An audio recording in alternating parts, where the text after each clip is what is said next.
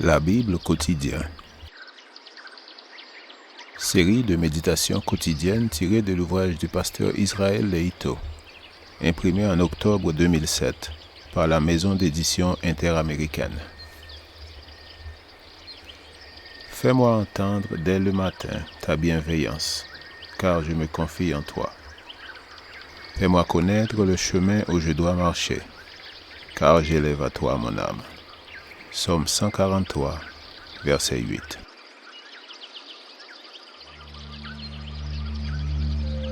Aujourd'hui, le 10 avril, invoquer le nom de Dieu à des fins égoïstes.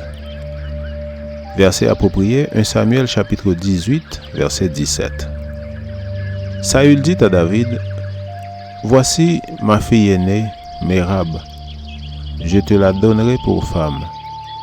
Sers-moi seulement avec vaillance et mène les guerres de l'Éternel. » Or Saül se disait, « Que ce ne soit pas ma main qui le frappe, mais que ce soit la main des Philistins. » Souvent, en poursuivant un but ou un autre, les hommes avancent le nom de Dieu tout en sachant très bien que le Seigneur n'approuve pas leur manière d'agir. Il est répréhensible de se servir du nom de Dieu à des fins égoïstes. Saül prit le nom de l'Éternel comme prétexte pour exposer David au danger et se débarrasser de lui. Prétentions et tromperies inspiraient Saül lorsqu'il réclama la loyauté de David. « Sers-moi seulement avec vaillance et mène les guerres de l'Éternel. » Il savait que David lui avait été fidèle.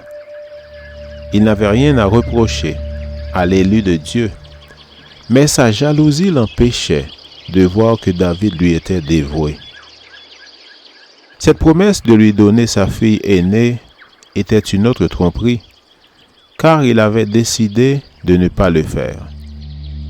Il s'était déjà auparavant engagé à donner sa fille à David, l'ayant promise à celui qui tuerait Goliath.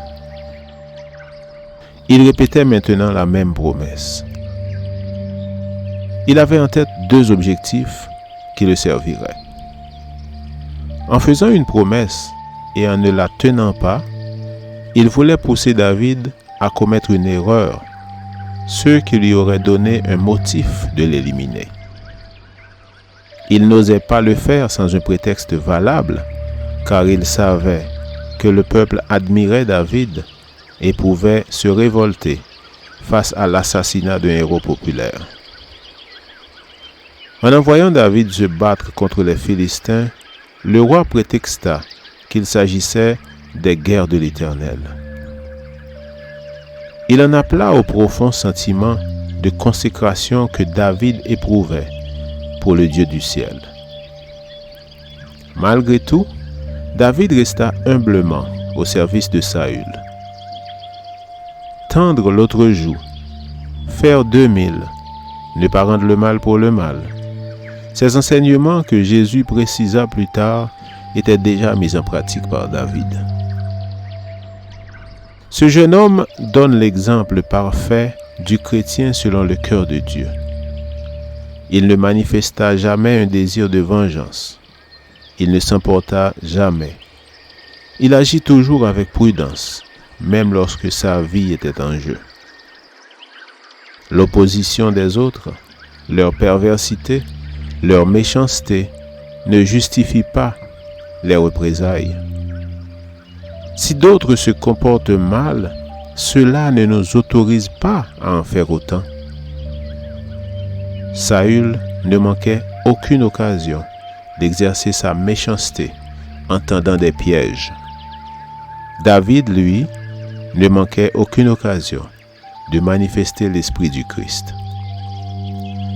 Saül agissait en dévot préoccupé par les guerres de l'Éternel. David agissait en disciple du Seigneur.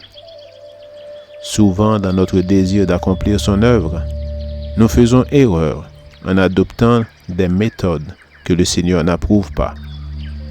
Soyons fidèles en toutes choses et restons toujours du côté de Dieu, même dans nos façons de voir, car nous ne pouvons pas être justifiés en faisant appel à des méthodes qu'il désapprouve. Amen. Lecture de la Bible pour aujourd'hui dans l'Ancien Testament, 1 Samuel chapitre 18 verset 1 jusqu'au chapitre 20 verset 42. Et dans le Nouveau Testament, Acte 23 verset 1 jusqu'au chapitre 24 verset 27. Je vous souhaite de passer une excellente journée avec Jésus.